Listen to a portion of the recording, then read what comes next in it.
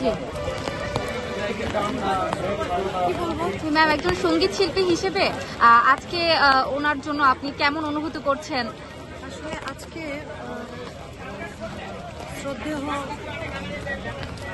সঙ্গীত কিংবদন্তি লালন সম্রাজ্ঞী সঙ্গীত লালন শাহের গানের সাধক যাকে বলা হয়, শ্রদ্ধেয় ফরিদা পারভীন ম্যাম আমাদের মধ্যে নেই। গভীর শ্রদ্ধা ভরে স্মরণ করছি ওনাকে।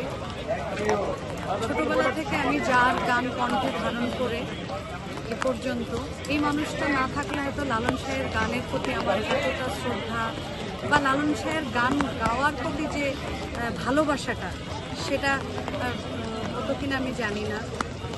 কারণ ওনাকে সারা জীবন অনুসরণ করেছি।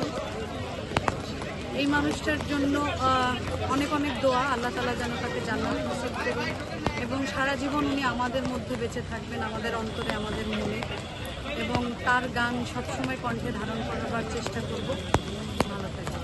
ধন্যবাদ।